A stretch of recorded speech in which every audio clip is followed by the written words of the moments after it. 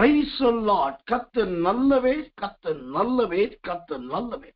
தேவனுடைய செய்திக்கு ஆதாரமாக பரிசுத்த வேதாகமத்திலிருந்து ஒரு வசனத்தை வாசிக்கிறேன். ஜெபத்தோடு கவனிங்கள்.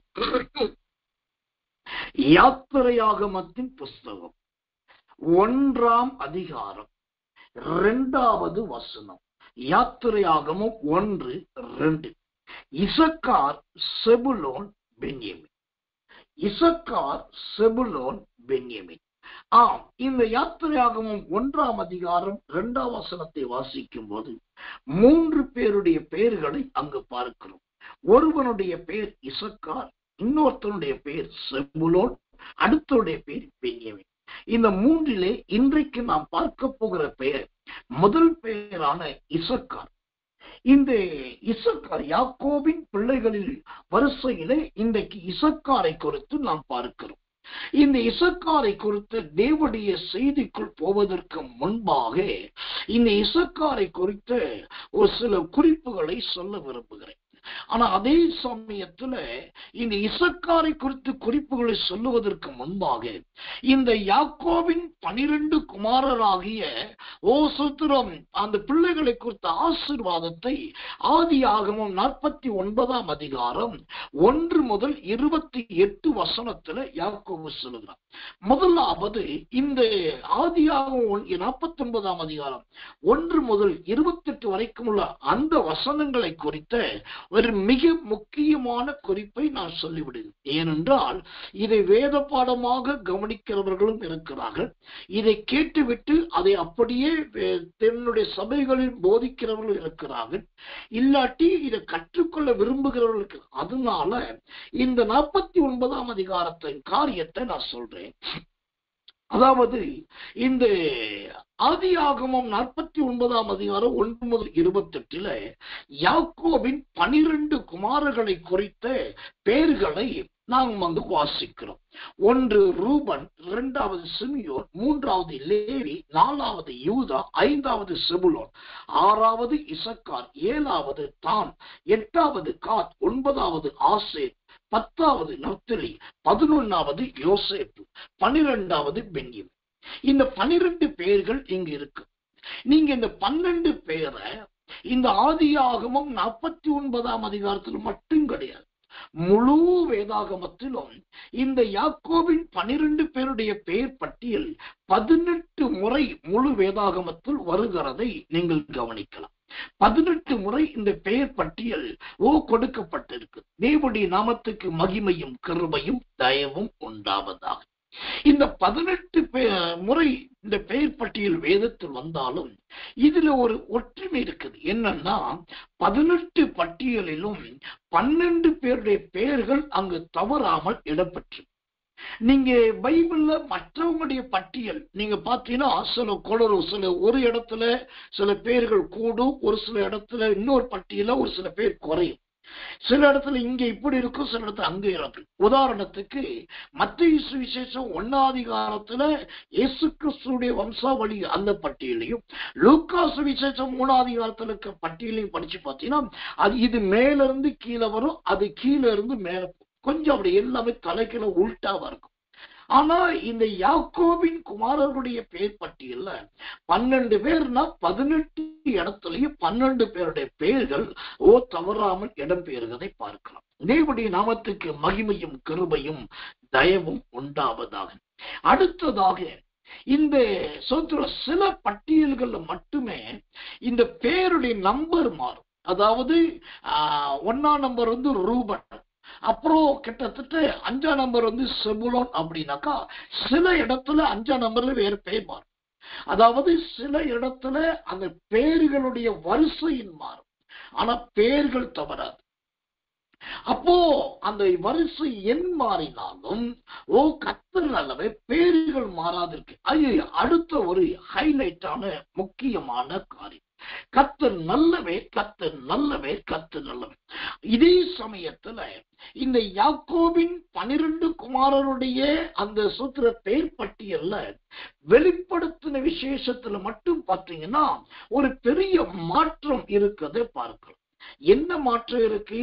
வெளிப்படுத்தின விசேஷ பட்டியல்ல தான் என்கிறவனும் எப்ராயிம் என்கிறவனுடைய 2 பேருடைய பெயர் அங்கு விடுபடுது.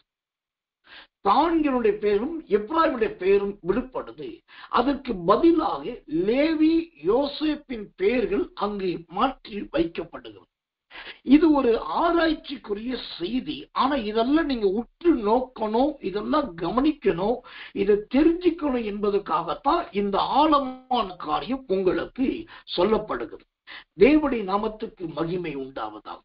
இதை தவிர இந்த ஆதியாகமம் 49ஆம் அதிகாரம் 1 முதல் 28 வசனங்கள் இருக்கு பாருங்க. இந்த 1 to 28 வசனங்களே இதோடைய தாற்பயம், அதாவது காரியத்தின் கடைத்தொகை. அது உங்களுக்கு புரியும் மாதிரி சொன்னா ஒரு கணக்கு போட்டாக்கா கூட்டுத்தொகைன்னு சொல்லுவோம். அதை போல இந்த 49ஆம் அதிகாரத்தின் கூட்டுத்தொகை, காரியத்தின் கடைத்தொகை அல்லது சோத்திரம் ஒரு தாற்பயம் என்னன்னாக்கா, கர்த்தர் இந்த 28 வசனங்களும் கடைசி காலத்தை குறித்து பேசுகிறதாக இருக்கிறது. அதை பைபிளை யாக்கோபே சொல்லுகிறார். என்ன சொல்றாரு? ஓசோத்தர் 1ஆம் வசனம் பாருங்க. ஆதியா 49:1. யாக்கோபு தன் குமாரரை அழைத்து, நீங்கள் கூடி வாருங்கள், கடைசி நாட்கள் உங்களுக்கு நேரிடு காரியங்களை அறிவிப்பேன். அப்போ இந்த 28 வசனமோ பூமியின் கடைசி காலத்துல நடக்க போகிறவைகளை குறித்து முன்குறித்ததான தீர்க்க தரிசனம் தான். இது வெறும் யாக்கோபுடைய குமாரன் ரூபன், ஆசேர், யோசேப்பு, காத்து போன்ற இவர்களை குறித்த ஆசீர்வாதங்கள் மட்டும் கிடையாது. கடைசி காலத்தை குறித்த நடக்க போகிறவர்களை குறித்த ஆதிகால தீர்க்க தரிசனம். அப்ப யாக்கோபு எவ்வளவு பெரிய ஒரு மாபெரும் தீர்க்கதரிசியா இருந்திருப்பான் என்பதை கவனிங்க. இப்ப நான் சொன்னேன், இந்த 49ஆம் அதிகாரம் 1 முதல் 28 வரைக்கும் உள்ள வசனங்கள் கடைசி காலத்தை குறித்த தீர்க்க தரிசனங்கள் என்று சொல். ஆனபடினால் வேத பண்டிதர்கள் என்ன சொல்றாங்கன்னா, இந்த யாக்கோபு தன் பிள்ளைகளை 12 பேரை ஆசீர்வதித்த ஆசீர்வாதத்தை 5 விதமான வரலாற்றோடு ஒப்பிட்டு பேச வேண்டும் என்கிறார்கள். கடைசி கால வரலாறு 5 வரலாறுகளோடு ஒப்பிட்டு பேச வேண்டும். அப்ப அந்த கடைசி கால 5 வரலாறு என்னன்னாக்கா, 1 இஸ்ரவேலரின் வரலாறு.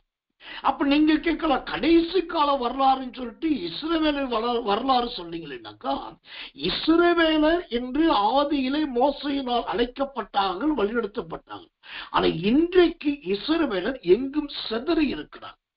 அதனால இந்த ஆதியாகமம் 49ஆம் அதிகாரம் 1 முதல் 28 வரைக்கும் உள்ள வசனங்களை என்ன செய்யணுமா, இஸ்ரவேலரின் கடைசி கால வரலாற்றோடு ஒப்பிட்டு தியானிக்க வேண்டும்.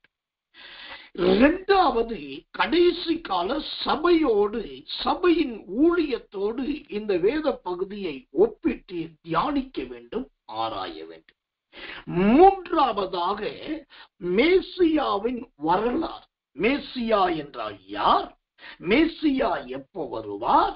அந்த மேசியாவின் சித்தம் என்ன என்பதை குறித்த சத்தியங்களை இந்த ஆதியாகமம் 49ஆம் அதிகாரத்தோடு ஒப்பிட்டு மேசியாவின் வரலாற்றோடு கலந்து பேச வேண்டும் என்பது வேத அறிஞர்களுடைய கூற்றாயிருக்கு.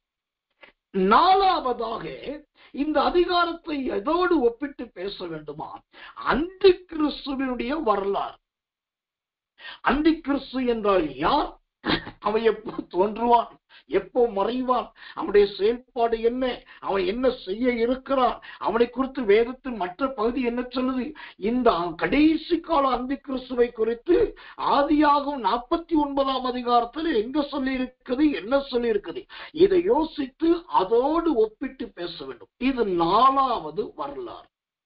5வதாக, இந்த 49ஆம் அதிகாரத்தை எந்த வரலாற்றோடு ஒப்பிட்டு பேச வேண்டுமானால் 1000 வருட அரசாட்சி என்கிற வரலாற்றோடு இந்த ஆதியாகமம் 49ஆம் அதிகாரத்தை ஒப்பிட்டு தியானிக்க வேண்டும், ஒப்பிட்டு ஆராய வேண்டும், ஒப்பிட்டு பேச வேண்டும் என்று சொல்லுகிறார். அப்போ நல்லா கவனித்துக் கொள்ளுங்க. ஆதியாகமம் 49ஆம் அதிகாரம் ஒரே ஒரு அதிகாரத்துல இஸ்ரவேலருடைய வரலாறு இருக்கிறது, கடைசி கால சபையின் வரலாறு இருக்கிறது, திரும்ப வரப்போகிற மேசியாவுடைய வரலாறு இருக்கிறது, அந்தி கிறிஸ்துவுடைய வரலாறு இருக்கிறது, 1000 வருட அரசாட்சிக்குரிய வரலாற்றின் நிழலாட்டம் இருக்கிறது. தேவனுக்கு கிருபையும் தயவும் மகிமையும் உண்டாவதாம்.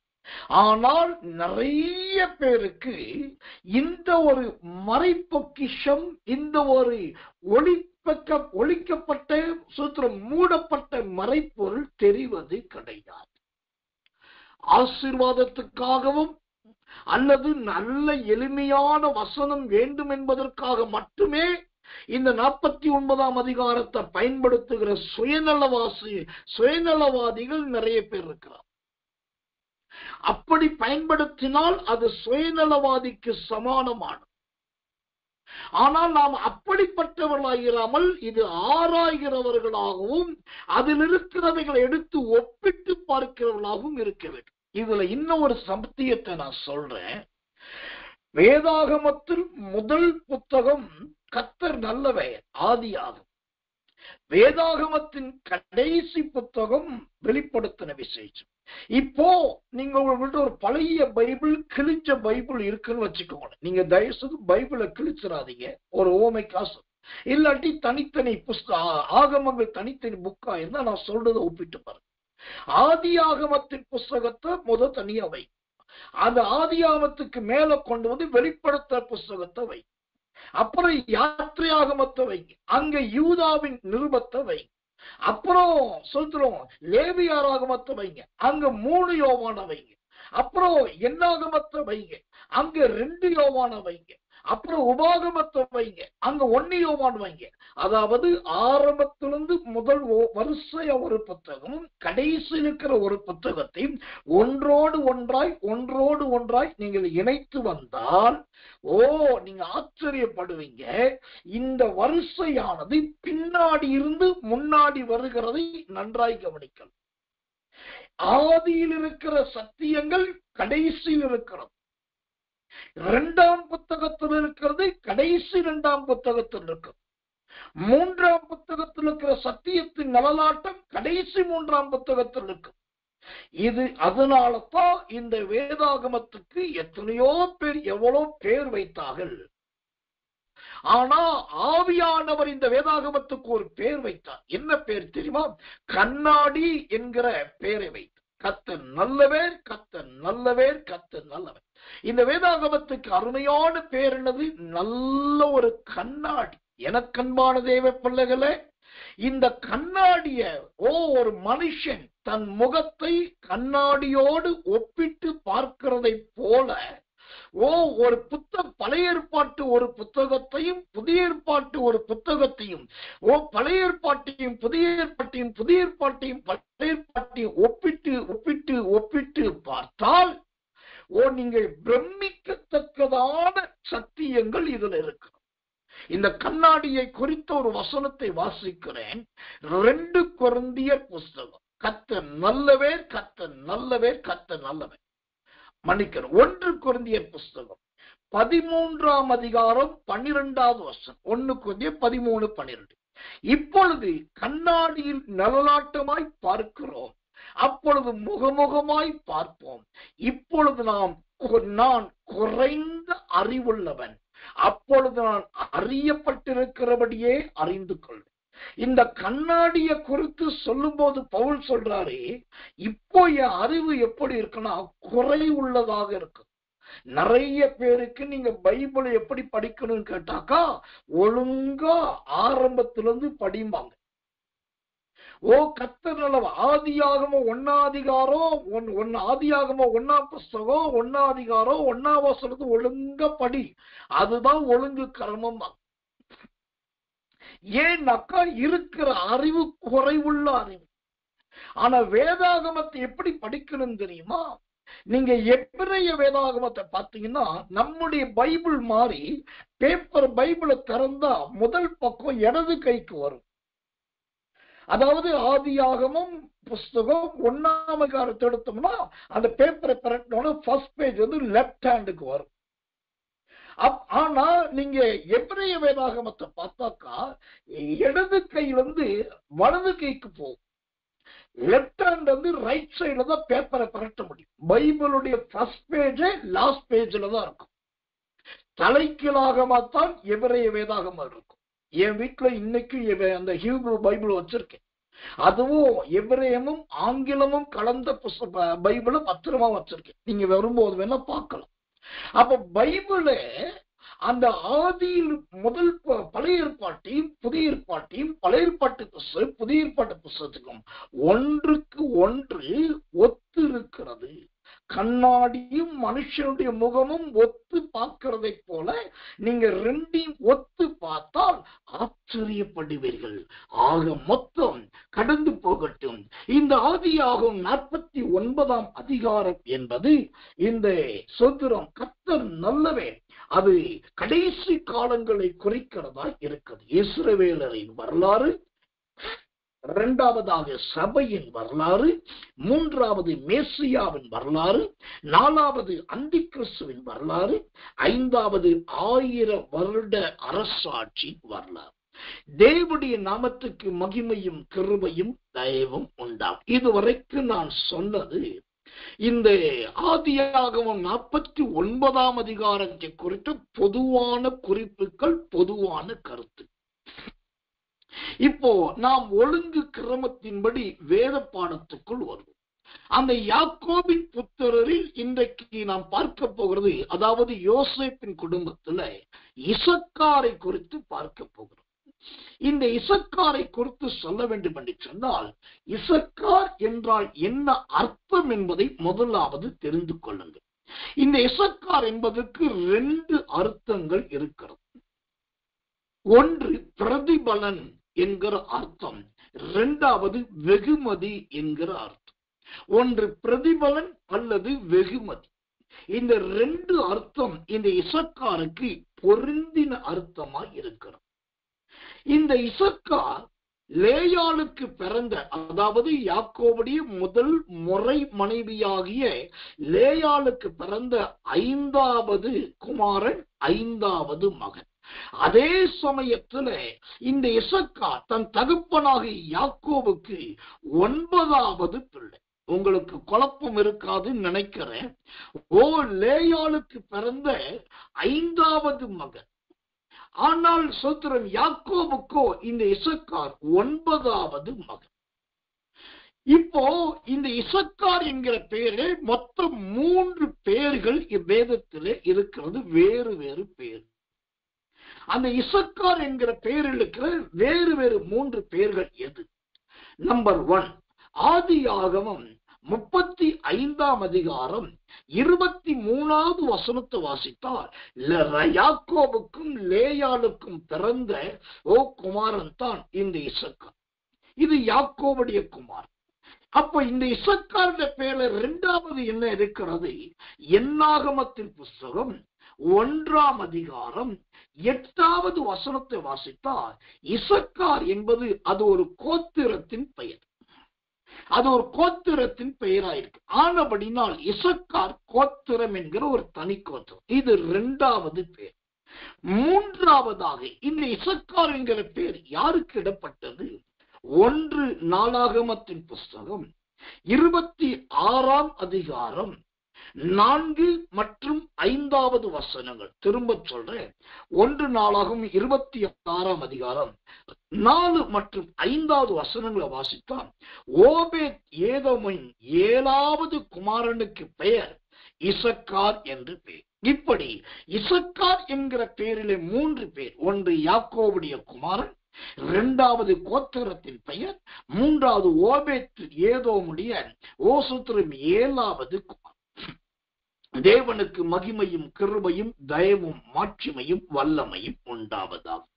இப்போ இந்த இசக்காரை குறித்த சில தேவ வார்த்தைகளை நான் சொல்லுறேன். அதுல ரொம்ப முக்கியமா இந்த இசக்கார் நல்ல கோத்திரத்தின் தகப்பனாகவும் கோத்திரத்தின் தலைவனாகவும் இருக்கிறான். இவன் ஒரு சந்ததி பெருத்த ஜனவாதி. அவன் சந்ததி சந்ததியாய் வளர்ந்தவன் என்று வேதாகமத்தில் பல இடத்துல பார்க்கிறோம். அதனால இந்த இசக்காருடைய கோத்திரத்துல சில பிரபல்யமானவர்கள் இருந்தார்கள். அந்த பிரபல்யமானவர்கள் 1-2 பேரை சொல்றேன். நம்பர் 1, நியாயாதிபதிகளின் புஸ்தகம் 5ஆம் அதிகாரம் 15வது வசனத்தை வாசித்தால் கர்த்தர் நல்லவை. நியாயாதிபதிகள் 5ஆம் அதிகாரம் 15வது வசனத்தை வாசிக்கும் போது நாம் பார்க்கிறோம், தெபொராலும் பாராக்கும் இந்த இசக்காருடைய கோத்திரத்தை சார்ந்தவர்களாக இருக்கிறார். தெபொரால் யார்? பாராக் யார்? 2 பேருமே யுத்தத்திலே வல்லவர்கள். அப்போ இசக்காருடைய கோத்திரத்திலே சாப்பிடுகிறவனும் தூங்குகிறவனும் மாத்திரமல்ல, நல்ல யுத்தம் பண்ணுகிறவர்கள் இருந்தார்கள். அதனாலதான் சங்கீதக்காரன் சொன்னான், ஆண்டவரே நீர் என் விரல்களை யுத்தத்துக்கு படிப்பிக்கிறீர். அப்போ ஒரு தேவ பிள்ளைகள் நல்ல யுத்தம் பண்ண தெரிந்தவர்களா இருக்க வேண்டும் என்று பைபிளே சொல்லிக் கொடுக்கும். அப்போ யுத்தம் பண்ணலாம் என்று சொன்னால் சண்டை போடலாமா? யுத்தம் என்பது வேறு, சண்டை என்பது வேறு. சண்டை என்பது வீட்டுக்காரியோடும் வீட்டில் உள்ளவர்களோடும் போர் செய்கிறதான போராட்டம். அதுக்கு பேர் போராட்டம். எல்லாம் போராடி முடிச்சுட்டு சண்டை போட்டுட்டு தோக்குறோம் தெரிஞ்சாக்க வீட்டு மூலையில போய் உட்கார்ந்துக்கிறோம். அதுக்கு பேர் சண்டை இல்லாட்டி போராட்டம். ஆனா இசக்காருடைய கோத்திரத்துல நல்ல போர் செய்கிறவர்கள், யுத்த வீரர்கள், யுத்த வீராங்கனைகளும் தான். அப்ப இந்த யுத்தம் என்பது என்ன? ஒன்று தேவனுக்காக வைராக்கியம் பாராட்டுவது, அல்லது தேசத்துக்காக வைராக்கியம் பாராட்டுவது. இதுக்கு பேர் தான் யுத்தம். திரும்பவும் சொல்றேன், யுத்தம் என்பது என்ன? ஒன்று தேவனுக்காக வைராக்கியம் பாராட்டுவது, அல்லது தேசத்துக்காக வைராக்கியம் பாராட்டுவது. அந்த வரிசையிலே இந்த தெபொராலும் இந்த பாராக்கும் இந்த இசக்காருடைய கோத்திரத்தை சார்ந்தவர்கள் நாமும் இந்த கடைசி காலத்துல பயந்தாங்குழிகளாக இருக்கக்கூடாது. தடபடா சத்தம் கட்டா துண்ட காணும் துணியை காணும் ஓடுறவங்களா இருக்கக்கூடாது. எப்படி இருக்கணும்? தெபொராளை போலவும் பாராக்கை போலவும் யுத்தம் செய்யக்கூடியவர்களாய், எதிர்க்கக்கூடியவர்களாய், அல்லது தைரியம் உள்ளவர்களாய் இருக்க வேண்டும். இன்னைக்கு கடைசி காலத்துல நிறைய பேர்கிட்ட இழந்துட்டு இருக்கிற ஒரு நல்ல கிருபை என்னன்னா, தைரியத்தை இழந்து கொண்டிருக்கிறார்கள். தைரியம் அற்றவர்களாய் மாறிக்கொண்டிருக்கிறார்கள். தேவனுக்கு மகிமை உண்டாவதாக. ஆனா இந்த இசக்காருடைய கோத்திரம் நல்ல தைரியவான்கள் நிறைந்த யுத்த வீரர்களும் வீராங்கனைகளும் நிறைந்ததாயிருக்கு. சரி, அடுத்ததாக இந்த இசக்காரையும் இசக்காரின் கோத்திரத்தையும் சர்வ சாதாரணமாய் நினைக்க முடியாது. ஏனென்று சொன்னால், இந்த இசக்காருடைய கோத்திரத்துல நல்ல நியாயாதிபதிகள் இருந்ததாக நியாயாதிபதிகள் 10ஆம் அதிகாரம் 1ஆம் வசனத்துல பார்க்கிறோம். நியாயாதிபதிகள். அப்போ நல்லா கவனிங்க, நியாயாதிபதி என்றாலே யார்? சுத்திரம் சரியானபடி தீர்ப்பு கூறுகிறவர். கர்த்தர் நல்லவர். அந்த நியாயாதிபதி சொல்கிறோம், அந்த பதவியில் இருந்தவர்கள் இந்த இசக்காருடைய கோத்திரத்திலே அதிகமாய் காணப்பட்டனர். எனக்கன்பான தேவ பிள்ளைகளே, அப்போ இந்த கோத்திரத்தை எந்த அளவுக்கு தேவன் ஆசீர்வதித்திருக்கிறார் என்பதை நன்றாய் கவனியுங்கள். அப்ப முதலாவது நல்ல யுத்த வீரர்கள் இந்த கோத்திரத்தில் இருந்தார்கள்.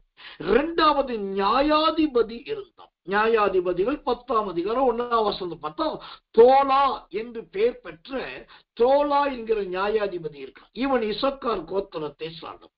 அடுத்தது இந்த இசக்காருடைய கோத்திரத்துல நல்ல ராஜாக்களும் இருந்திருக்கிறார்கள். 1 ராஜாக்கள் புஸ்தகம் 15ஆம் அதிகாரம் 27வது வசனம் சொல்லுகிறது. 1 ராஜாக்கள் 15:27 ராஜாக்களாகிய பாஷா மற்றும் ஏலா இந்த 2 பேரும் இசக்கார் கோத்திரத்தை சார்ந்தவர்கள். அப்ப நல்லா கவனிக்கணும், நாம் இன்றைக்கு குறைவுள்ளவர்களாய் இருக்கலாம், நமக்கு பின் வருகிறவர்களோ நியாயாதிபதிகளாய் எழும்ப வேண்டும், ராஜாக்களாய் எழும்ப வேண்டும். நான் இந்த விஷயத்துல கர்த்தருக்குள் சந்தோஷப்படுகிறேன். ஏன்னா எஸ்எஸ்கே சாமுவேல் என்னும் சிறியவனாகிய என்னை ஆண்டவர் தெரிந்தெடுத்ததே ராஜ கோத்திரத்திலும் ராஜ குலத்திலும் ராஜ பரம்பரையில தான் தெரிந்தெடுத்த. வெறும் பேர்ல மட்டும் சாமுவேல் ராஜா கண்ணன் ராஜா என்று பேர்ல இல்லாம அந்த வம்சாவளியே ராஜ பரம்பரையில. தஞ்சாவூரில் பேர் புகழ் பெற்ற வீர சிவாஜி, யுத்தத்தில் பேர் பெற்ற வீர சிவாஜி, அந்த வீர சிவாஜியுடைய பரம்பரை, அந்த வம்சம் தான் எங்க பரம்பரை, எங்க வம்சம் என்று சொல்லுவார். அதை உறுதிப்படுத்தும் வண்ணமாக எங்களுடைய அந்த ராஜ பரம்பரைக்கு சில அடையாளங்கள். என்ன அடையாளம்னாக்கா, நீங்க சுத்துற பெண்களை பாத்தீங்கன்னாக்கா, திருமணமானவர்கள், குறிப்பாக திருமணமான பெண்ணை பார்த்தீங்கன்னா மற்ற எல்லா மார்க்கத்திலும் தாலி கட்டி இருப்பாங்க, தாலிய கயர்ல போட்டிருப்பாங்க, இல்லாட்டி தங்க செயின்ல தங்கத்தாலி போட்டிருப்பாங்க. ஆனா எங்க வீட்டு பெண்கள் அப்படி அல்ல. நல்ல முரட்டு ஒரு தங்க சங்கிலி, அந்த முரட்டு திருக்கு சங்கிலி இருக்கும். அந்த திருக்கு சங்கிலியில ஓசத்திரம் நல்ல சுத்தமான தங்கத்துல செய்யப்பட குண்டு இருக்கும். 2, 3, 4 குண்டு தொங்கும். அப்புறம் ஒரு கருப்பு மணி, நல்ல வைர மணி போல கல்லால் செய்யப்பட்ட சுத்திரம் கடினமான கருப்பு மணி இருக்கும். அந்த கருப்பு மணி தாண்ட உடனே இந்த தங்க குண்டுக்கும் கருப்பு குண்டுக்கும் இடையில தங்க காசு போட்டிருக்கு. அப்போ முதலாவது தங்க குண்டு, அப்புறம் தங்க காசு, அப்புறம் கருப்பு குண்டு. திரும்பவும் அந்த தாலியின் அந்த சொத்துரு சரடு, அந்த செயின் இருக்கும். அப்புறம் ஒரு கேப் போட்டு திரும்பவும் தங்க குண்டு இருக்கும், அப்புறம் தங்க காசு இருக்கும், சொத்துரு கருப்பு குண்டு இருக்கும். இப்படி தாலி முழுவதுமே சுத்த தங்கத்தினால் விதவிதமாய் செய்யப்பட்ட அப்படிதான் தாலி போடுவாங்க. அதே போல ஆண்களுக்கு பாத்தீங்கன்னா எந்த ஆம்பளைக்கு என்ன பேர் வச்சாலும் சரி, அவங்க பேர் முடியும் போது ராவ் அப்படின்ற பேர்ல தான் முடியும். இப்ப என் பேர்னாக்கா எனக்கு கண்ணா ராவ். நான் பிறந்த போது வைக்கப்பட்ட பேர் ஹேம்நாத் ராவ். ஏன்னா எங்க இனத்துல எல்லாருக்கும் அந்த ராவ் என்கிற பேர் இல்லாம எந்த பேருமே நிறைவடையாது. ஹேம்நாத் ராவ் அப்படின்னு பேர் வச்சோம். அப்புறம் கண்ணா ராவ் அப்படின்னு வச்சோம். அதுதான் சர்டிபிகேட் நேமா இருந்துச்சு. அப்ப நான் ஆண்டவருக்குள் வந்து கர்த்தருக்குள் பக்தி வைராக்கியமா மாறணும் வந்த உடனே வேணும்னே போய் கெஜெட் ஆபீஸ்ல எழுதி கொடுத்து சோதர பணம் கட்டி என் பேரை எஸ்எஸ்கே சாமுவேல் என்று மாற்றிவிட்டு இப்ப கண்ணா ராவ் கிடையாது, கர்த்தர் நல்லவை சோதரம் எஸ்எஸ்கே சாமுவேல். இப்ப சிலர் கேட்பாங்க, உங்களுக்கு எஸ்எஸ்கே அப்படின்னு வருது, வாட் இஸ் த மீனிங், இதுக்கு என்ன அர்த்தம் கேட்பாங்க. எஸ்எஸ்கே என்பதற்கு சுப்பிரமணிய ராவ் எங்க தாத்தாவுடைய பேர், சுந்தர ராஜ் ராவ் எங்க அப்பாவுடைய பேர், அடுத்து என்னுடைய பழைய பேர் கண்ணன். அப்ப சுப்பிரமணிய ராவ் அதோடைய எஸ், சுந்தர ராஜ் ராவ் அதோடைய எஸ், பழைய பேர் கண்ணன் கே. இந்த 3 சேர்த்துதான் எஸ்எஸ்கே. அப்புறம் சாமுவேல் என்பது முழுமையான வேதாகமத்தின் தீர்க்க தரிசனத்தின் பெயர். இந்த சாமுவேல் என்கிற பெயரை நான் வைத்துக் கொண்டதல்ல, எனக்கு தெரிஞ்ச ஊழியக்கார் வைத்ததும் அல்ல. இந்தியாவின் எழுப்புதலின் தீர்க்கதரிசி என்று சொல்லக்கூடிய கொச்சு குஞ்சு என்கிற அற்புதமான ஒரு தேவ மனுஷன், அவர்தான் ஒரு நாள் என்னை கூப்பிட்டு சொத்திர இந்த பேரை வச்சு தலையில கை வச்சு ஜோமன் அன்னையிலிருந்து சாமுவேல் என்று மாறி கடந்து போகட்டும். அப்போ இந்த இடத்துல ஆண்களுக்கு ராவ் என்று முடியும், பெண்களுக்கு எந்த பேர் வச்சாலும் லக்ஷ்மி லட்சுமி அல்லது என்ன பேர் வச்சாலும் பாய் பாய் பாய் தான் பேர் முடியும். பாய் என்கிற அந்த துணை பெயர் இல்லாம பெண்களுக்கு பேரே முடியாது. இப்ப ஏன் சொல்றேன்னா, ஒன்று நாம் பிறக்கும் போது அந்த ராஜ பரம்பரையிலும் ராஜ வம்சத்திலும் ராஜ இனத்துக்குரியவர்களா இருக்க வேண்டும். ஒருவேளை அந்த பிறப்பின் வர்த்தமானம் அப்படி இல்லை என்று சொன்னால் தப்பே கிடையாது. ஆனா ராஜாதி ராஜாவை ஒழுந்தும் கரவுமாய் பின்பற்றினால் நமக்குள் இருந்து இப்படிப்பட்ட ராஜாக்கள் பிறப்பார்கள். பாஷா என்கிற ராஜா பிறப்பான், ஏலா என்கிற ராஜா பிறப்பான். நம்முடைய வம்சமும் நம்முடைய இனமும் நம்முடைய தலைமுறையும் நம்முடைய சந்ததியும் கூட இந்த இசக்காருடைய கோத்திரத்திலே ராஜாக்கள் பிறந்ததை போல அந்த ராஜாக்களை வளர்க்கிற தாயுமாக தகப்பனுமாக தேவன் மாற்றும். இந்த ஒரு கிருபை உங்களுக்கு வேணும்னா இந்த தேவ செய்தியை கேட்டுட்டு இருக்கும் போதே உங்க வலது கையை எடுத்து நீங்களே உங்க தலை மேல வளர்த்து உச்சம் தலையில வச்சுக்கோங்க. அடுத்தவங்க தலையில வைக்காதீங்க. உங்க கையை எடுத்து உங்க தலையில வச்சுக்கிட்டு சொல்லுங்க, ஏன் வம்சம் ஏன் இனம் என்னுடைய குடும்பத்தில் இருந்து இந்த இசக்கார் கோத்திரத்துல ராஜாக்கள் இருந்ததை போல ஏன் இனம் என் வம்சம் என் கோத்திரத்துல ராஜாக்களும் ராணிகளும் பிறக்க வேண்டும் ஆண்டவரே. அந்த கிருபைகளை தாரும் ஆண்டவரே. அதிகாரம் உள்ளவர்களின் நியாயாதிபதிகளை எழுப்பும் ஆண்டவரே என்று கேட்டு பாருங்க. கண்டிப்பா கர்த்தர் ஜெபத்தை கேட்பார். நிச்சயமா உங்களுடைய ரத்தத்துல இருந்து நிச்சயமா உங்க இனத்திலிருந்து ஆளுகிறவர்களின் நியாயாதிபதிகள் எழுப்பும். இதெல்லாம் ஒரு கருத்துள்ள ஜெபம். இப்படிப்பட்ட கருத்தான இப்படிப்பட்ட ஆழமான ரொம்ப முக்கியமா இப்படிப்பட்ட முக்கியமான ஜெபம்லாம் பண்ண தெரியணும். இன்னைக்கு அதை விட்டுட்டு அரிசிக்கு ஜெபிக்கிறது, பருப்புக்கு ஜெபிக்கிறது, பீரோவுக்கு ஜெபிக்கிறது, அழுகி போன தேங்காய்க்கு ஜெபிக்கிறது, பரீட்சைக்கு மார்க்குக்கு ஜெபிக்கிறது, அல்லது ஆண்டவரே காலேஜுக்கு ஜெபிக்கிறது, பணத்துக்கு, இதெல்லாம் ஒரு நாள் அழியக்கூடியது. ஆனா இந்த வம்சத்துல இப்படி வரும்போது இது தலைமுறைக்கு நிற்கக்கூடியது. உங்களுடைய நார்மல் பிரேயர் பாயிண்ட்ஸ் தயவு செய்து மாத்து. ஆர்டினரி பிரேயர் பாயிண்ட்ஸ் மாத்துங்க. நல்ல வித்தியாசமா ஜெபிக்க பாருங்க. புதிய கருத்துக்களை ஜெபத்துல கொண்டு வந்து சேர்க்க பாருங்க. வேதம் சார்ந்த குறிப்புகள், வசனம் சார்ந்த வார்த்தைகள், வசனத்துல யார் பராக்கிரமசாலிகள், வசனத்துல யார் நியாயாதிபதிகள், வசனத்துல யார் ஞான திருஷ்டிக்காரர்கள், வசனத்துல யார் தேவ மனிதர்கள், வசனத்துல யார் பரிசுத்தவான்கள் பரிசுத்தவாட்டிகள், அவங்களெல்லாம் அல்லது அவங்க குடும்பங்கள் எல்லாம் உட்கார்ந்து பைபிள்ல நல்லா நோண்டுங்க, நல்ல தேடுங்க, நல்ல ஆராய்ங்க. அதை எடுத்து வச்சுக்கிட்டு இவங்களை இப்படி ஆசீர்வதிச்சிரு, இவங்க இப்படி இருக்காங்களே, எங்களை ஆசீர்வதியும் ஜெபிங்க.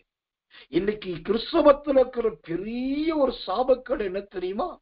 யார் வசனம் எடுத்தாலும் அந்த ஏசாயா ஒண்ணுதான். மத்த தீர்க்கதரிசியே கிடையாதா?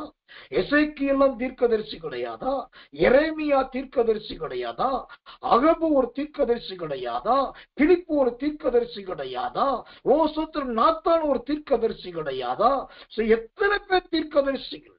அவங்க வாயிலிருந்து பிறந்த வார்த்தைகள் வேற்றிடத்தில் வெள்ளித்தட்டில் வைக்கப்பட்ட பொற்பளத்துக்கு ஒப்பான வசனங்கள் இருக்குது.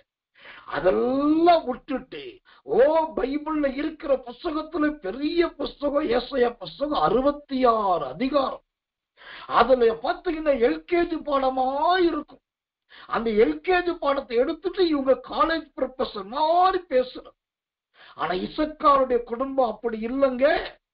அதுல இருந்து நியாயப்பிரமாணிகள் பெறப்பட்டார்கள், நியாயாதிபதிகள் பெறப்பட்டார்கள், ராஜாக்கள் பெறப்பட்டார்கள், யுத்த வீரர்கள் பெறப்பட்டார்கள். காரணம் என்ன தெரியுமா? இந்த யாக்கோபு, அதாவது யோசேப்பின் தகப்பனாக யாக்கோபு ஒவ்வொரு பிள்ளைகளை ஆசீர்வதிக்கும் போது ஒவ்வொரு விதமா ஆசீர்வதித்தார். அதுல இசக்கார் ஆசீர்வதிக்கும் போது எப்படி சொல்றாரு பாருங்க. அந்த ஆதியாகமம் 49 அதிகாரம் 14 வசனத்துல 14-15 வசனம், 2 பொதியின் நடுவே படுத்து கொண்டிருக்கிற பலத்த கழுதை தான் இந்த இசக்கு. அவன் இளைப்பாறுதல் நல்லது என்றும் நாடு வசதியானது என்றும் கண்டு சுமக்கிறதற்கு தன் தோளை சாய்த்து பகுதி கட்டுகிறவன் ஆவான். என்ன ஒரு ஆச்சரியம் பாருங்க. வசனத்தை கொஞ்சம் புரிஞ்சுக்கோங்க. ஒன்று, இவன் சுத்திரம் இளைப்பாறுதல், இவனுடைய இளைப்பாறுதல் நல்லது. இரண்டாவது, அவன் நாடே வசதியானது. அவன் கர்த்தர் நல்லவன், நல்ல இளைப்பாறுதலும் நல்ல வசதி உள்ளவனா இருந்தாலும் இந்த இசக்கார் எப்படிப்பட்டவனா இருக்கு பாருங்க, சுமக்கிறதற்கு தோளை சாய்க்கிறவன். ஏற்கனவே நாடு நல்லா இருக்கு, ஏற்கனவே அவன் வம்சம் நல்லா இருக்கு. அப்ப இவன் பாடுபட வேண்டாம், கஷ்டப்பட வேண்டாம், பொதி சுமக்க வேண்டாம். ஆனா பாருங்க, நாடும் நல்லா இருந்து இளைப்பாறுதலும் அவனுக்கு கிடைச்சிருந்தும் அவன் இளைப்பாறுதலுக்கே ஓடிக்கொண்டிருக்காமல் சுமக்கிறதுக்கு தோளை சாய்க்கிறவனா இருந்தான். இன்னைக்கு ஊழியத்துல கடினமா வேலை செய்யறதுக்கு நிறைய பேருக்கு விருப்பம் இல்லை. கஷ்டப்பட்டு ஊழியம் செய்ய முடியல. சத்திரம் காத்து அடிச்சு காத்துக்குள்ள உட்கார்ந்துட்டு ஊழியம் செய்ய விரும்புறாங்க. கொஞ்சம் வசதி வந்துட்டா கர்த்தரனை ஆசீர்வதிச்சுட்டாங்கன்றாங்க. ஆனா இசக்காருக்கு ஒரு நாட்டையே கொடுத்து அந்த நாட்டையே வசதி நாட்டா மாற்றினாரு. அவனுக்கு என்னதான் நாடு வந்தாலும் அந்த நாடு வசதி நாடா மாறினாலும் இந்த இசக்காற்றை எனக்கு பிடிச்சது என்னன்னா, அவன் சுமைக்கு தன் தோளை சாய்க்கிறவனாய் என் மீது வையுங்கள் என்று ஏற்றுக்கொள்ளுகிறவனாய் இருந்தான். ஐயா, எனக்கன்பான தேவ பிள்ளைகளே, உழைக்க வேண்டும், நல்ல பாடுபட வேண்டும், நல்ல கஷ்டப்பட வேண்டும், தேவனுக்கு மகிமை உண்டாவதா. இன்னைக்கு கஷ்டமும் நிறைய பேர் விரும்புறது கிடையாது, உழைப்பையும் விரும்புறது கிடையாது. ஆனா ஆசீர்வாதம் மட்டும் வானத்தை திறந்துகிட்டு வரும். எல்லாருக்கும் பிடிச்ச ஒரு வசனம் என்ன? மல்கியா 3:10. வானத்தின் பலகணிகளை திறந்து இடம் கொள்ளாமற் போக மட்டும் நான் உன்னை ஆசீர்வதிக்க மாட்டேனோ என்று பாருங்கள். ஆண்டவர் பலகணிகளை திறக்க ஆயத்தம், வானத்தை திறக்க ஆயத்தம், ஆசீர்வதிக்க ஆயத்தம். ஆனா நாம் உழைக்க ஆயத்தமா? இந்த இசக்காருடைய கோத்திரம், இந்த இசக்காருடைய குடும்பம், இந்த இசக்கார் என்கிறவன் நல்ல உழைக்கிறது. தேவனுக்கு மகிமையும் கிருபையும் தயவும் உண்டாவதாக. அடுத்ததாக இந்த இசக்காருடைய கோத்திரத்திலே அல்லது இந்த குடும்பத்திலே ஒரு ரொம்ப அற்புதமான ஒரு கூட்டம் இருந்துச்சு. அந்த அற்புதமான கூட்டம் என்ன கூட்டம்? 1 நாளாகமத்தின் புஸ்தகம் 12ஆம் அதிகாரம் 32வது வசனம். 1 நாளாகமம் 12:32 குறித்துக் கொள்ளுங்கள் அல்லது எடுத்துக் கொள்ளுங்கள். இசக்கார் புத்திரரில் இஸ்ரவேலர் செய்ய வேண்டியது இன்னதென்று அறிந்து காலா காலங்களுக்கு தகுந்த யோசனை சொல்லத்தக்க தலைவர்கள் 200 பேரும் இவர்கள் வாக்குக்கு செவி கொடுத்து இவர்களை எல்லா சகோதரருமே. ஆமென். இந்த இசக்காருடைய குடும்பத்துல, இந்த இசக்காருடைய கோத்திரத்துல ஒரு 200 பேர் இருந்தாங்களாம். அந்த 200 பேர்ட்ட ஒரு பெரிய கிருபை, விசேஷித்த கிருபை இருக்கு. என்னன்னா, நல்ல யோசனை சொல்ற கிருபை. பொதுவா எல்லாருக்கும் யோசனை சொல்ல வரும். யோசனை சொல்றது ஒண்ணும் பெரிய கஷ்டம் கிடையாது. மோசையின் மாமனாகிய எத்திரோ தன் மருமகனாகிய மோசைக்கு நல்ல யோசனை சொன்னதாக பைபிள் இருக்கு. ஏசாயா எசேக்கியேலுக்கு யோசனை சொன்னதாக பைபிள்ல இருக்குது. கர்த்தருக்கே யோசனை வல்லவர் தான் பைபிள்ல பேர் இருக்கு. இதெல்லாம் யோசனை. ஆனா இசக்கார் கோத்திரத்துல இருந்த 200 பேர் யோசனை சொன்னாங்க. அவங்க சொன்ன யோசனைக்கு மற்றவங்க யோசனைக்கு ஒரு பெரிய வேறுபாடு, வித்தியாசம். என்ன வேறுபாடு வித்தியாசம்னா, இந்த இசக்கார் கோத்திரத்தை சேர்ந்தவங்க காலா காலங்களுக்கு அடுத்து காலா காலங்களுக்கு தகுந்த யோசனை சொன்னாங்களாம். அப்படின்னு என்ன அர்த்தம்? கடந்த காலத்தை குறித்ததும் நிகழ்காலத்தை குறித்ததும் வருங்காலத்தை குறித்ததுமான யோசனை.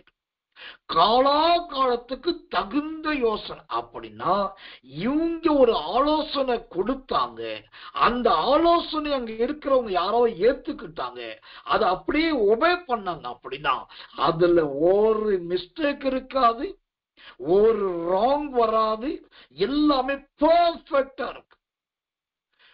அடுத்து 25 வருஷத்துக்கு அப்புறம் என்ன செய்யணும்ன்றத 25 வருஷத்துக்கு முன்னாடியே சொல்லக்கூடிய விசேஷித்த கிருபை பெற்றவர்கள் தான் இந்த இசக்காருடைய கோத்திரத்தின் யோசனைக்காரர்கள். கொஞ்சம் யோசிங்க, இப்படிப்பட்ட யோசனைக்காரர்கள் உங்க குடும்பத்தில் இருக்காங்களா? இப்படிப்பட்ட யோசனை சொல்லுகிறவர்கள் உங்க வீட்டுல தாத்தா பாட்டிகள் இருக்கிறாங்களா? இல்லாட்டி இந்த கிருபையுள்ள வேத பாடத்தை, இசக்காரை குறித்த வேத பாடத்தை கேட்கிற உங்களுக்கு காலாகாலத்துக்கு தகுந்த யோசனை. எனக்கு பிடிச்ச வார்த்தை என்னன்னா, அந்த 2 நாளாகவும் 12:32 இவ்விதமாய் சொல்லுகிறது. ஓ சுதந்திரம் செய்ய வேண்டியது இன்னதென்று அறிந்து காலா காலங்களுக்கு தகுந்த யோசனை சொல்லுகிறவர்கள். தகுந்த யோசனை எது சரிப்பட்டு வருமோ அது மட்டும்தான் சொல்லுவாங்க. இங்க இசக்காருடைய கோத்திரத்துல 200 பேர் காலாகாலத்துக்குரிய தகுந்த யோசனை சொல்லும். இதே போலதான் பைபிள்ல இன்னொரு இடத்துல சட்டத்தை ஏற்றின ஒரு கூட்டம் இருக்கு. அந்த சட்டம் ஏற்றின கூட்டம் எது தெரியுமா? சட்டம் ஏற்றுகிறவர்கள் என்றால் யார்? நம்ம என்ன சொல்றோம்? கல்விமான்கள் தான் சட்டம் ஏற்றுவாங்க, படித்தவர்கள் தான் சட்டம் ஏற்றுவாங்க, நல்ல பிரபலியமானவர்கள் தான் சட்டம் ஏற்றுவாங்க, ராஜாக்கள் மட்டும்தான் சட்டம் ஏற்றுவாங்க. ஆனா பைபிள்ல எஸ்தர் புஸ்தகம் 9ஆம் அதிகாரம் 23ஆம் 24ஆம் வசனம் என்று விசுவாசிக்கிற அங்க படிச்சு பார்த்தீங்கன்னா அவங்க ஒரு கூட்டம் இருந்துச்சு. அது என்ன கூட்டம்? நாட்டுப்புற யூதர்கள். அப்படி அன்றைக்கு எஸ்தர் காலத்துல இருந்த பெரும்பாலானவர்கள் யூதர்கள் தான். அதுல அந்த யூதர்களே ஒரு கூட்டம் யாருன்னா நாட்டுப்புற யூதர்கள். கர்த்தர் நல்லவர், கர்த்தர் நல்லவர், கர்த்தர் நல்லவர். அந்த நாட்டுப்புற யூதர்கள் இருக்காங்க பாருங்க. அந்த நாட்டுப்புற யூதர்கள் தான் இந்த எஸ்தர் காலத்துல எழுப்புதல் வந்த உடனே இவங்கதான் பண்டிகைகளை நியமிச்சாங்க. சடங்காச்சாரங்களை, சட்டத்திட்டங்களை உருவாக்குனதே இந்த யூதர்கள் தான். நான் எஸ்தர் புஸ்தகம் 9ஆம் அதிகாரம் 19வது வசனத்தை வாசிக்கிறேன். எஸ்தர் 9:19. ஆதலால் அலங்கமில்லாத ஊர்களில் குடியிருக்கிற நாட்டுப்புறத்தாரான யூதர்கள் ஆதார் மாதத்தின் 17ஆம் தேதியை சந்தோஷமும் விருந்துங்கிற பூரிப்புமான நாளும் ஒருவருக்கொருவர் வரிசைகளை அனுப்புகிற நாளும் ஆக்கினார்கள். அல்லேலூயா. இப்ப கவனிங்க, இந்த நாட்டுப்புறத்து யூதர்கள், அதாவது அலங்கமில்லாத ஊர்ல குடியிருக்கும். அப்படின்னா என்ன அர்த்தம்? இவங்க ஊருக்கு ஒரு காம்பவுண்டு கிடையாது, வீட்டுக்கு ஒரு வாசல் கிடையாது, நல்ல பாதுகாப்பு கிடையாது. இவங்க இருக்கிறது ஒரு இன்டீரியர் வில்லேஜ், ஒரு கிராமம், எல்லாம் மண் சுவர் வீடு, எங்க விதமான வசதி இல்லாதவர்கள். ஆனா படிப்பும் இல்லாம வசதியும் இல்லாம நாட்டை விட்டு தள்ளி ஒரு காட்டுல பழங்குடிகளாய் வாழ்ந்த அந்த நாட்டுப்புற யூதர்கள் தான் இந்த சோத்திரம் அருமையான பண்டிகைகளை, பூரிப்புகளை, விருந்துகளை எந்தெந்த மாதத்துல எந்தெந்த தேதியில வருஷந்தோறும் கொண்டாடும் தீர்மானித்தாங்க. இவங்க தீர்மானித்து எடுத்த அந்த தீர்மானத்தை தான் அப்புறம் மொர்தெகாய் அச்சு பதிச்சு அது முத்திரையிடுகிறது. இங்க ஏன் இதை சொல்றேன்னா, இசக்காருடைய கோத்திரத்துல இப்படி விசேஷமானவர்களை தேவன் கொண்டு வந்தார். எப்படிப்பட்டவர்கள்? நல்ல காலங்களுக்குள் தகுதியான யோசனை சொல்லுகிறவர்கள். அதை போலதான் எஸ்தர் காலத்திலே நிறைய பேருக்கு தெரியாத நாட்டுப்புற யூதர்கள் ஏற்றின சட்டம் தான் அச்சரத்தையிலே 127 தேசத்தின் சட்டமாய் மாறினது. இதிலிருந்து நாம் தெரிந்து கொள்ள வேண்டியது என்ன? நம்முடைய பிள்ளைகள் நியாயாதிபதிகளாய் வரணும், நம்முடைய இனம், நம்முடைய ஜனம் ராஜாக்களாய் வரணும், நம்மை சார்ந்தவர்கள், நம்முடைய தாத்தாவோ பாட்டியோ அம்மாவோ மச்சானோ மாமனோ வயதானவர்கள் யாரானாலும் இந்த தகுதியான யோசனை சொல்லுகிற கிருபை பெற்றவர்களா மாறும். இந்த கடைசி காலத்துல இந்த காலாகாலத்துக்குரிய யோசனை சொல்லுகிறவர்கள் வெகுவாய் குறைந்து விட்டார். இன்னைக்கு பரிசுத்தாவின் அபிஷேகம் பெற்றவனும் சரி, பரிசுத்தாவின் அபிஷேகம் பெறாதவனும் சரி, எல்லாரும் யோசனை கேட்கறதுக்கு போற இடம் ஒரே ஒரு இடமா தான் இருக்கு. அது எந்த இடம்னா, குட்டிச்சாத்தான்னு சொல்லக்கூடிய கையில இருக்கிற மொபைல், அந்த மொபைல் இருக்கிற கூகுள், அந்த கூகுள்கிட்ட போய் தான் யோசனை கேட்கிறது. இங்கிட்டு போவட்டா, அங்கிட்டு போவட்டா, இந்த தேதி எப்படி இருக்கும், அந்த தேதி. அஸ்ட்ராலஜி பார்க்கறதுக்கும் கூகுள்கிட்ட போறான். ஓ சூத்திரம், ரூட் மேப் பார்க்கறதுக்கும் கூகுள்கிட்ட போறான். நீ அஸ்ட்ராலஜி பார்க்கிற அப்படின்னா அப்புறம் ஏன் இங்க மேப்பை பார்க்கணும்? இன்னைக்கு நிறைய பேருக்கு யோசனையின் சக்கரவர்த்தியா விளங்குறது கூகுள் தான். ஆனா அந்த கூகுள் எங்க போய் விடுது? கடைசி முட்டி சந்தில கொண்டு போய் விடுது. ஆனா இசக்காருடைய குடும்பத்துல அப்படி இல்லை. அங்கு காலாகாலத்துக்கு தகுந்த யோசனை சொல்லுகிறவர்கள் இந்த இசக்காருடைய குடும்பத்திலும் கூத்தரத்திலும் இருந்தார்கள். எவ்வளவு அற்புதமான ஒரு ஜீவியம் பாருங்கள். எனக்கன்பான தேவ பிள்ளைகளே, இந்த இசக்காரை குறித்து சூத்திரம் நிறைய மறைப்பொருட்களும் நிறைய சத்தியங்களும் ஏராளமாய் வேதத்தில் உண்டு. நிறைய பேர் இந்த இசக்காரை குறித்து அறிவதும் கிடையாது, தெரிந்து கொள்வதும் கிடையாது. இன்றைக்கு இந்த இசக்காரை குறித்து சொல்ல வரும்போது ஆதியாகமம் 49 அதிகாரத்தின் வரலாற்றையும் கடைசி காலத்தை குறித்தும் பார்த்திருக்கிறோம். இரண்டாவதாக இந்த ஆதியாகமம் 49 அதிகாரத்துல பேர் பட்டியல் முழு வேதாகமத்திலே 18 இடங்களில் சொல்லப்பட்டிருக்கிறது என்பதையும் கர்த்தர் நமக்கு சொல்லிக் கொடுத்தார். மூன்றாவதாக இசக்கார் என்றால் பிரதிபலன் அல்லது வெகுமதி என்கிற அர்த்தம் உள்ளவர்கள் என்று பார்த்தோம். நான்காவதாக இந்த இசக்கார் லேயாளுக்கு 5ஆம் குமாரன் என்றும், லேயாளுக்கும் யாக்கோபுக்கும் பிறக்கும் போது யாக்கோபுக்கு இவன் 9வது குமாரன் என்றும் நான்காவதாக பார்த்தோம். அது மாத்திரமல்ல, இந்த இசக்காருடைய குடும்பத்திலே நல்ல நியாயாதிபதிகள் வந்தார்கள் என்று பார்த்தோம். அப்புறம் ராஜாக்கள் வந்தார்கள் என்று பார்த்தோம். இந்த இசக்காருடைய பேரிலே 3 பகுதிகள், 3 விதமான அடையாளங்கள் உண்டு என்று பார்த்தோம். நிறைய காரியத்தை பார்த்திருக்கிறோம். இன்றைக்கு பார்த்தது அனைத்தும் நாம் கால் பகுதி மட்டும்தான். இன்னும் ஏறத்தாழ 75% அல்லது 3/4 பகுதி இசக்காரை குறித்த அருமையான சத்தியங்கள் உண்டு. கர்த்தருக்கு சித்தமானால் இந்த இசக்காரின் 2ஆம் பகுதி நாளைக்கு உங்களுக்கு போதிக்கப்படும். அதிக வசனத்தோடும் அதிக ஆதாரத்தோடும் நாளைக்கு போதிக்கப்படும். கண்டிப்பாய் வாருங்கள். இந்த கடைசி காலத்தில் இப்படிப்பட்ட சத்தியத்தை மேய்ந்து கொள்ளுங்கள், நிறைய குறிப்பெடுத்துக் கொள்ளுங்கள். உங்களையும் இசக்காருடைய அருமையான சந்ததியாக, வம்சமாக, தலைமுறையாக கர்த்தர் மாற்றுவார். தொடர்ந்து நாளைக்கு நாம் தியானிக்க போகிறோம். எல்லாரும் கண்களை மூடி ஒப்பு கொடுத்து ஆவிலை நிரம்பி உற்சாகமாய் கர்த்தரை ஸ்தோத்திரம் பண்ணுவோம். நாம் ஜெபிப்போம்.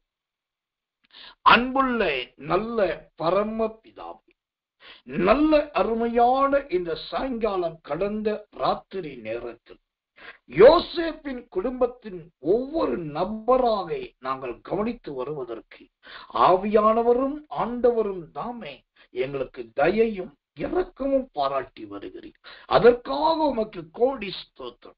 அறியப்படாத சத்தியங்கள், வெளிப்படாத வசனங்கள், மறைவிடத்திருக்கிற பொக்கிஷங்கள், வரலாற்று சம்பவங்கள், நியாயாதிபதிகளின் ஆளுகைகள், ராஜாக்களின் பெயர்கள் எல்லாவற்றையும் கர்த்தர் சொல்லி வருகிறீர். ஆண்டவரே, நாங்கள் கேட்டுவிட்டு போகிறவர்களாய் அல்லாமல் வெளிப்படுத்தும் விசேஷம் 1-3 சொல்லுகிறபடி இவைகளை கை கொள்ளுகிறவர்களாய் மாற்றும். விசேஷமான ஊழியக்காரனாகினான். இன்றைக்கு இந்த இரவுக்கிரவு ஜெபத்துக்கு வந்த, இப்போது ஜெபத்தில் கலந்து கொண்டிருக்கிற ஒவ்வொருவருக்காக நான் ஜெபிக்கிறேன். இவர்களுடைய குடும்பத்திலே நல்ல நியாயாதிபதிகளாகிய தோளா என்கிற நியாயாதிபதிகள் எழும்புவார்கள். இவர்களுடைய குடும்பத்திலே பாஷா, ஏலா போன்ற ராஜாக்கள் எழும்புவார்களாக. இவர்கள் இனத்திலே தெபொராக்களும் பாராக்குகளும் எழும்புவார்களாக. இவர்கள் வீட்டிலே நல்ல யுத்த வீரர்களும் ஜெயம் பெற்றவர்களும் எழும்புவார்களாக. ஆண்டவரே, இசக்கார் என்றால் பிரதிபலன் என்று அர்த்தம் அல்லவா? இசக்கார் என்றால் வெகுமதி என்று அர்த்தம் அல்லவா? இன்றைக்கு இரவுக்கு இரவு ஜெபத்துக்கு வந்து இந்த தேவ வேத பாடத்தை கேட்ட எல்லாருக்கும் நல்ல பிரதிபலன் உண்டாவதாக இயேசுவின் நாமத்தினாலே. நிறைய வெகுமதிகள் கிடைப்பதாக இயேசுவின் நாமத்தினாலே. அந்த பிரதிபலனும் வெகுமதியும் கிடைக்கிறது நிமித்தம் இவர்கள் கர்த்தருக்கென்று சாட்சி உள்ளவர்களாய் மாற்றுவாண்டவரே. இரவிலே உடைய பிள்ளைகளுக்கு நல்ல நித்திரை தாரும், 5 நித்திரை தாரும். நாளைக்கு அதிகாலை இருட்டோட ஜெபம் பரிசுத்தாவின் அபிஷேகத்தோடும் சத்திய வசனத்தோடு நடத்தப்படுகிறபடினால் காலையிலேயே வந்து உடைய கிருபைகளை அபிஷேகத்தை பெற்றுக்கொள்ள நீர்முடைய பிள்ளைகளுக்கு தயவு பாராட்டும். தாழ்த்தி ஒப்புவிக்கிறோம். எல்லாம் உம்மால் கொண்டும் இயேசுவின் ரத்தம் செய்யும். இயேசுவின் நாமத்தில் ஜெபிக்கிறோம் நல்ல பிதாவே. ஆமென், ஆமென்.